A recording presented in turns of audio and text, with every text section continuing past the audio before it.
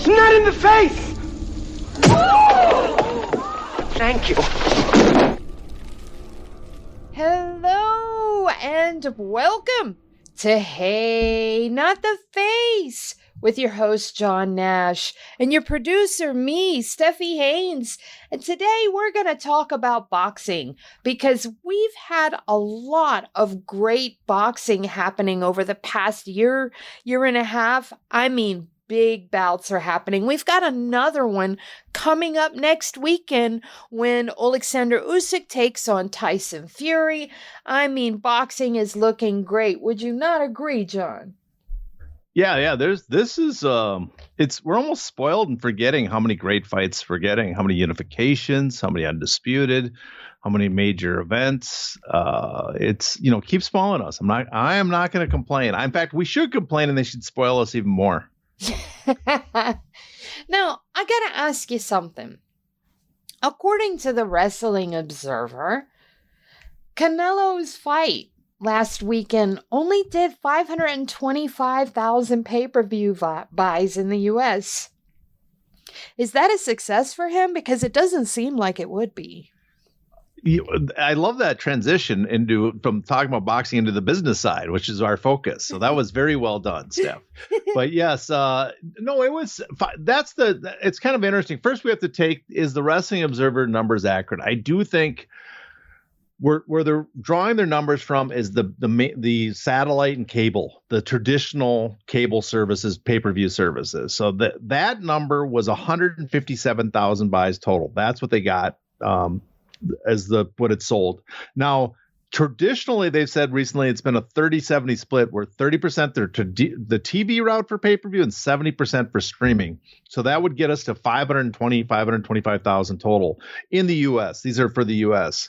So the first question, is that split still accurate? Because it was 40-60, in which case it would have been just over 400,000 buys, which would have been kind of terrible for a Canelo fight.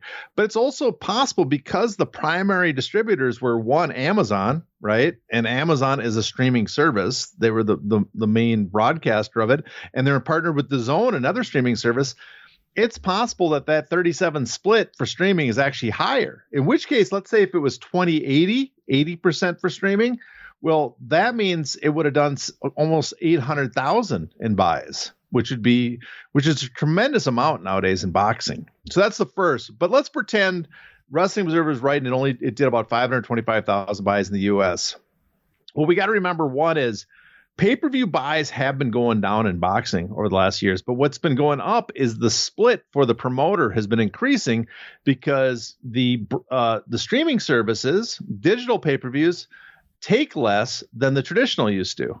So on average, you keep about 70%. Well, for Apple, it's 70%. For Roku, they only take like 8 to 12%. Amazon, if you use an Amazon service, it's, I think, again, 8 to 12%. Sony PSX, there's 30%, 20 to 30%. But generally, you're keeping much higher percentage. So this pay-per-view was $90. Minus the 10% fee that the broadcaster takes usually to cover their costs, you're looking at least $50 per buy on average probably went to the promotion, the event promotion, which is much higher than it used to be when it was 50-50. It might even be higher. It might have been $55 or $60, but we'll say $50. So U.S. revenue from this event is 26 million total just from the pay-per-view based on that number. You throw in the bars, you hit 30 million. You throw in the Mexican TV and a Canadian pay-per-view and Australian pay-per-view buys, you're probably well over 40 million now. And then you do the gate, and the gate supposedly broke 20 million again for Canelo, who's had he just sells a lot of tickets. So you're over 60 million. And then finally, there's sponsorship and other auxiliary revenue. So it's possible, it seems very plausible that this event did 65 or 70 million in revenue. Now, that's not gangbusters compared to some of his other events. And Canelo gets a lot of money, probably guaranteed 35, 40, 45 million dollars. But that if it made 65 to 70 million, even with, I guess there was a rumor too that Golden Boy to cover Munguia got 15 million, although there's another thing that DAZN kept 30% to pay their purse. So who knows what the total amount was. But if it's say it's 15 million and 45 for Canelo, Well, they made just enough to pay for both of those fighters. So was it a lot? No, it wasn't a gangbuster hit. It wasn't a monster like Triple G fight or something like that. But based on those numbers, you'd have to say they did enough probably to cover the purses and the costs. And in some ways, that's a big success because PBC Boxing just went to Amazon. This is new for Amazon. This is only their second pay-per-view. So it might be a kind of a startup period where it takes a while to get all the fans used to buying events on Amazon. And so this might have suppressed the total number of buys. So I would say it's not gangbusters, but it is a success if based on that number, it might very well be higher just because you are going to a new platform and it looks like that would cover all your costs. What do we need to look for when Gervonta fights Frank? Well, I guess what I would like to see is what the gate does, right? That's one, because it's hard to get the numbers, but the gate is usually made more public. And I'm going to guess it's going to do a gangbuster gate because not only is Davis on it, but it has a very solid B card or undercard or co-main or whatever you want to call it in Benavidez, right? Mm-hmm. He's not a star like Tank or Canelo, but I think his renown, his standing has been rising fast. And so I would like to see what the gate does. And then the buys. Now, again, I don't know how big a fight. The Martin fight, as we had Stephen, plug time, we had Stephen Espinoza. We kind of went over this, the idea that the fight is important too, who they go against. I don't know if Frank Martin is the kind of opponent for Tank Davis that Ryan Garcia was. Now, I think that the audience that, as we talked about on the show, there's the biggest audiences for boxing is the African-American and the Hispanic in America. Well, you had Ryan Garcia and Tank Davis coming together in this. You got, Tank Davis drawing his audience, and then Benavidez probably drawing some of the Ryan Garcia. So I would like to see what it does. If it does gangbusters, I'm going to say a couple things. If it does more than this, more than 5, let's say we get a report in the U.S. it does 700,000 or 800,000, just a gangbuster number. I think that tells us a couple things. One, Tank Davis is a pay-per-view star. 2, Benavidez is becoming a star. And 3, they were able to tap into both markets. And that fight is also going to be airing on Amazon, correct? Yeah, that's an Amazon. All the PBC events are Amazon now, except they had a deal with DAZN that they could also carry it for the last one. All right. One final question before I get to our other main topic, which is Inoue. Do we have any clue how Ryan Garcia's fight with Devin Haney did? Have we gotten concrete numbers yet? Or I have not heard any numbers. Okay. One of the Golden Boy executives said we would not get numbers for a week, which seems a little questionable because DAZN being a digital streaming platform, unlike the traditional pay-per-views, you get your numbers within a day or two, right? How well it did. They can just look at the totals up and say, this is how much we sold. So he could be saying that because he doesn't want to report what it did, or he could have been saying that at the time because, that's when DAZN reveals to them what it sold. But my guess, because no numbers has been leaked since then, is that I don't think it didn't do let's just put it the way, it didn't do gangbusters. I think DAZN has a real hard time selling pay-per-views and selling subscriptions in America as much as they're trying. I do think it might have done well for DAZN, but that doesn't mean it did well compared to other fights on other platforms. So I would guess it did not do tremendous numbers. And I also think, and I'm betting both Haney and Garcia got a big guarantee anyways, because they knew it would be hard to, get above that hurdle. Okay. Now we're going to move into our final topic, which is Naoya Inoue. His promoter said that he made 1 billion yen, or about $6.5 million, and that the Saudis had offered him 2 billion yen to be on the Anthony Joshua card. Does that surprise you at all? It does, actually. I had a discussion with And again, it's someone on Twitter, Dan Brown. His Twitter handle, like all the vowels are removed. It's like a Mr. Mixoplick. So I don't know exactly how you say his Twitter handle, but I think it's Dan Brown. He knows accounting. So we had a discussion with him in Asian boxing. And I was kind of surprised. One is that, Japanese promoters don't usually reveal what their boxers make or the event, right? Hidehiko Ohashi, the promoter of Inoue, revealed that his earnings should estimatedly exceed 1 billion yen. He might have done this because it makes him the highest paid boxer and Japanese boxer in Japan ever. So 1 billion yen is about 6.5 million US. Now that's a lot of money, but what's surprising is you look at what the fight did, and that seems like a very small amount, because Bob Arum said, and other sources reported, that this fight with his fight with Nery surpassed $20 million at the gate. And someone did a breakdown on the ticket sales, and if all the tickets had sold out at the price they originally listed for, I think the gate would have been $28 million. So they might have marked down or might have comped some. So maybe they didn't sell all those, but they didn't all. It would have been 28 million. So at the very least, it did a 20 million plus gate. Then on top of that, it was on Amazon Prime in Japan, and it was the most viewed event ever on Amazon Prime Japan, even beating Otani baseball game. The World Cup, which is just absolutely nuts that would do that.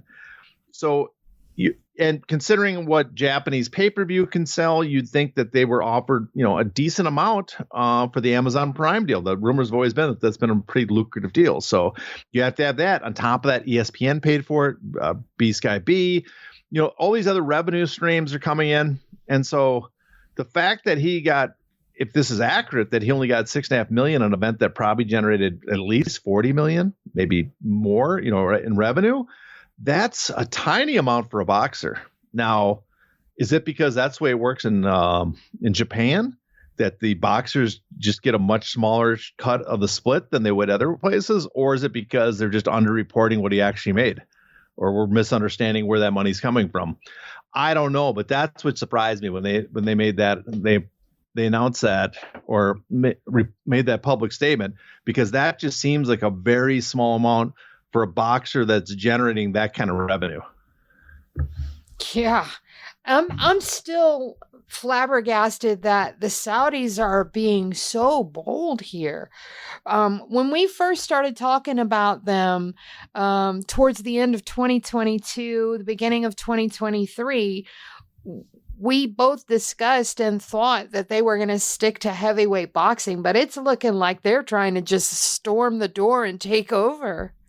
Well, yeah, as we talked about previously with Espinosa and others, it does seem like the Saudis have pivoted, and instead of just presenting heavyweight boxing, they have made a move. They're even doing a suggestion we made a while back. Maybe they're listening to the show. Maybe they're stealing our ideas. If so, you can mail. I hope you're subscribed. I hope you're paying. Right. But we suggested it's a dumb idea to only hold events in Riyadh. That some of these events, you're going to kill your audience if you don't hold events outside. In United States and in Britain. And what are they doing? They're having a Crawford fight in the US. They're going into the UK for a Joshua fight, which is where they wanted Inoue on it, which they're going to pay him supposedly 2 billion yen or 13 million, which in that case, that's pretty sizable to be the undercard for an event and get $13 million. I got to say that's where I was surprised how little Inoue supposedly made for this event. If he gets 13 million to be on the undercard, that's a sizable amount. So, but again, he has options. So there's talk of him going to Australia and selling out a stadium there, for 90,000 fans. So Marvel Stadium, that's the one. So, yeah. But if he sold that, again, you would think an Australian boxer that sold out that stadium would make millions upon millions. We know because we've seen Kambosos' contract.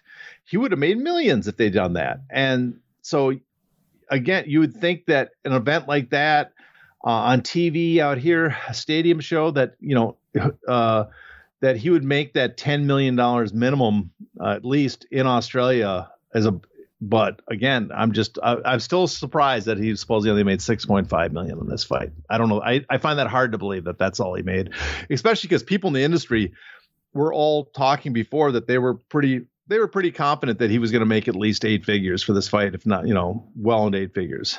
All right. I do have one last curveball for you. I just got to get your take because Shakur Stevenson tweeted last night and then he deleted it a few minutes later, but I had read the tweet and I sent you the tweet in our direct messages. And even though he deleted it, the image of it still shows up for me. And basically what he said was that it was sad that Bob Arum thought that he was still running the show when it was clear to Shakur himself and everyone else that other people were trying to snake the business right out from under him and that they just let him think that he was running the show, but they were actively trying to undermine him and basically steal his business out from under him. Now, I don't know if that's the case. However, I just got to get your take on that because it stayed up for a couple of minutes, at least 15, 20 minutes, and then it was taken down. So you got to wonder if somebody said something to him, but I just wanted to get your quick take on it. Well, it's hard to say exactly what's going on. One thing I know is Bob Arum is 94 years old. Yeah. That is not someone at the beginning of their life. I'm amazed. As much as he's been a horrible human being as a boxing promoter, he has been a great boxing promoter at the same time. Being a horrible human being probably makes you a good boxing promoter. It probably goes hand in hand. But he is incredibly on the ball for a guy 94. Yeah. He is, I know elderly people. My dad, who passed away, was much younger than him and did not have the energy and was not as quick on his feet as Bob Arum is. So but he is 94 and there's been a talk for a while that they've been planning the exit strategy for him. I don't know if Todd Dubouf is his son-in-law that's supposedly the next in line to take over the company, is really has his heart in it, or if he has the wherewithal to do it, or there's always been rumors that they wanted to take on partners or sell the company. So I have no inside knowledge, so I don't know what Shakur was referring to exactly. But there have been rumors that they've been trying to sell. There's been more input from outside sources now.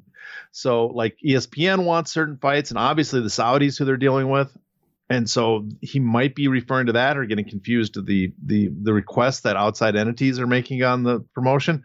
The other thing to remember, I think Shakur has 1 fight left. Is that not? Yep. And there's a lot of talk that he's wanting to make a clean break from them. So yeah, he might be following the Bud Crawford, not Bud Crawford path, and leaving Top Rank. Although at the same time, I know he has 1 fight left and he was talking about leaving, but he's also he said nice things yet last week about him. So I don't know where he's going with this. Maybe he's upset with the negotiation. So long answer short, I don't know exactly what he's talking about, but I would not be surprised that Bob Arum that other people are really running the show now. And I don't know though. I would find it a little hard to believe if Bob was if this is doing behind his back, because I think he's known for a while that other people are going to take over, and that, he likes being the, maybe the figurehead or the token head of the company. But I think he has to be aware that other people are running the ship now. All right. So anything else you want to add to put a pin in this episode? No, only that we had some big fights, and we got one more big one coming May 18th, I believe it is, with Alexander Usyk versus Tyson Fury. And I cannot make up my mind who I think is going to win, to tell you the truth. I go back and forth on that all the time. I'm taking Alexander Usyk. I just think that it's his time. I can't help it. And I don't know. I just think he does it. I got to say, Tyson Fury is so big. I lean towards him because I think the Ngannou fight woke him up, and he's going to take this incredibly serious, and he's going to use his size, and Usyk's going to be in a lot of trouble with that size. But at the same time, you've seen Fury have trouble in fights that like Otto Wallin. Otto Wallin, yeah. Otto Wallin. I had it right the first time. I'm terrible with names across the board. Every sport, every profession. Otto Wallin. He's not an athletic guy, but he was able to give Fury trouble just by being more mobile than him, right? And then of course, Fury's the Steve Cunningham fight he had where he had a lot of trouble and supposedly he said he would never fight a small guy like that again. So that gives me some confidence. And Usyk is by far the most talented heavyweight in boxing. He's the most, he is so beyond other heavyweights in the footwork and the distance and the angles, but so that makes me lean that, but then I go back to Fury's just a goddamn monster in size. So, yeah, I still have to take Usyk though. I can't help myself. I can't.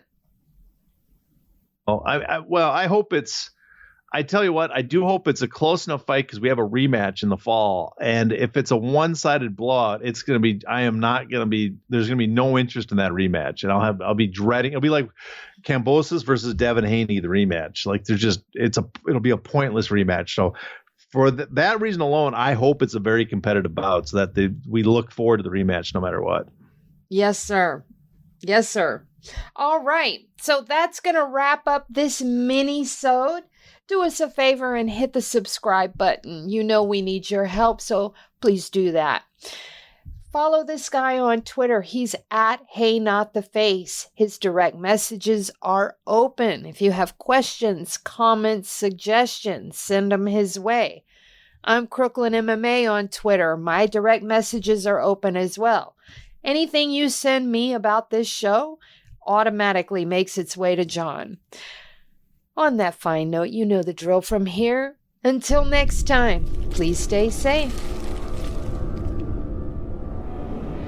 Ow! Ow! Not the face! Ooh! Okay, the face!